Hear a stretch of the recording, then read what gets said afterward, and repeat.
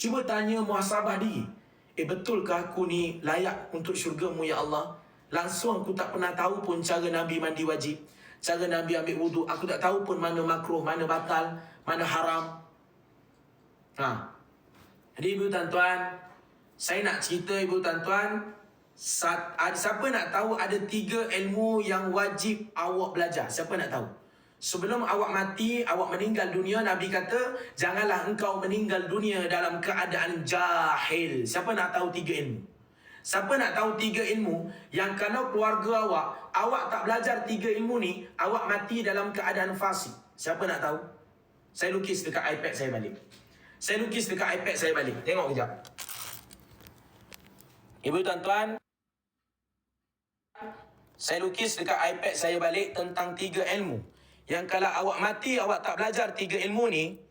Ni sebab itulah Nabi kata, dalam solat seseorang, lepas dia solat, dia hanya dapat pahala 1/9. Ada orang dapat pahala 1, tapi kita tak baca doa tahiyat akhir pun makruh.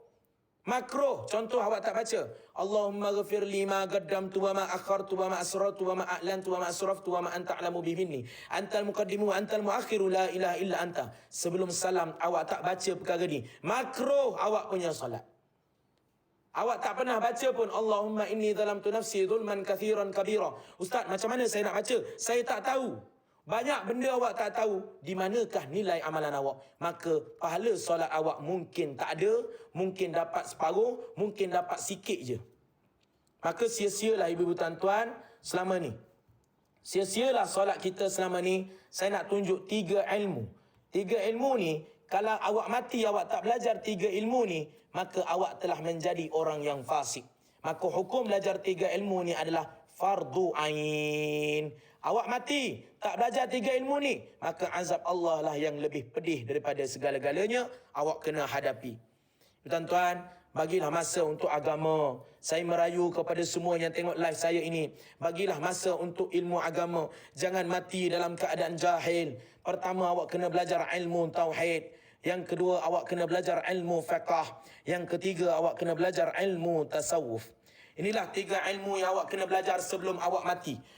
Wahai suami, saya berpesan, kalau awak ada isteri, anak perempuan awak akan pegang kaki awak, dia tak akan benarkan awak masuk syurga.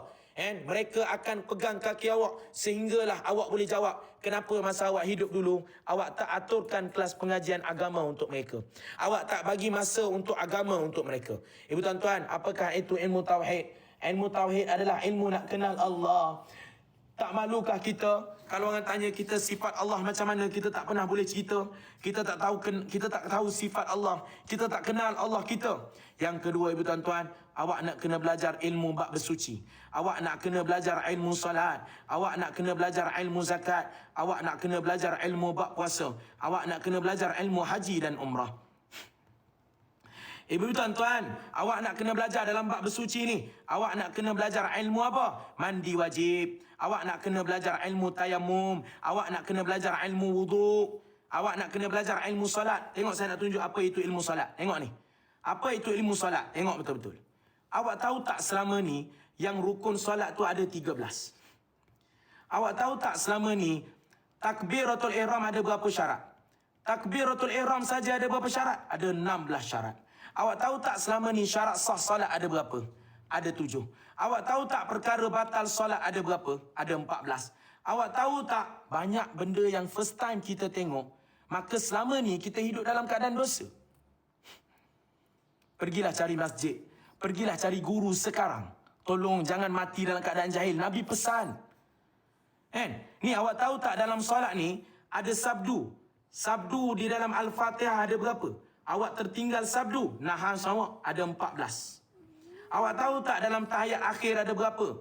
Dalam tahiyat akhir ada berapa? Ada 21. Awak tahu tak, ya Allah, dalam Al-Fatihah ada berapa syarat?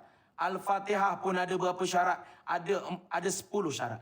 Kalau awak first time tengok angka-angka ni semua, maka selama ini risau amal ibadat awak ditolak oleh Allah. Apa kata ulama? Wa kullu man bighairin ilmin ya'malu a'maluhu mardudatun la tuqbalu. Ya Allah, takutlah awak pada Allah. Wahai ibu-ibu tuan-tuan, takutlah pada Allah. Jangan hidup dalam keadaan jahil. Saya nak kata pada ibu tuan-tuan, apa itu ilmu tasawuf? Dengar, ilmu yang ketiga awak wajib belajar adalah ilmu tentang nak baiki hati. Ilmu tentang apa? Ilmu nak buang riak, ilmu nak buang ujub, ilmu nak buang sifat takabur. Inilah ilmu yang awak kena belajar. Apa kata Imam Malik? Siapa yang belajar, tengok ni, Imam Malik kata, siapa yang belajar fiqh tapi tak belajar tasawuf. Dengar betul-betul.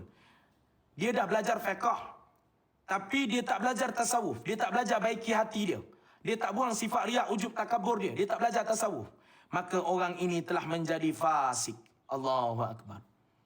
Ibu tuan-tuan, Imam Malik kata siapa yang belajar tasawuf tapi tak belajar fiqh, nampak macam baik, nampak macam orang yang alim. Dia ni, ramai ni. Orang yang suka zikir 10,000 sehari. Inilah orang ni, akhir zaman ni. Nampak macam orang tasawuf. Haiti dia nampak cantik, tapi tak belajar bab solat, bab bersuci, tak belajar. Maka orang ini adalah zindik. Apa itu zindik, Ustaz? Zindik ni kita takut luaran nampak Islam, kata Imam Malik, tapi dalaman kafir. Allahu Akbar. Nampak je macam orang Islam, tapi dalamannya kafir. Ibu-ibu tuan-tuan, jangan hidup dalam keadaan jahil. Nabi pesan pada kita. Saya nak bacakan satu hadis. Nabi pesan kepada kita, apa Nabi bagi tahu? Janganlah kamu mati dalam keadaan jahil, maka kamu akan celaka. Allahu Akbar. Ibu-ibu tuan-tuan, tolong perhati balik hidup kita. Tolong cek balik anak isteri kita. Ni, kalau first time awak tengok table ni, first time awak tahu, baru nak tahu cerita-cerita ni semua, tepuk dada balik. Umur kita berapa sekarang?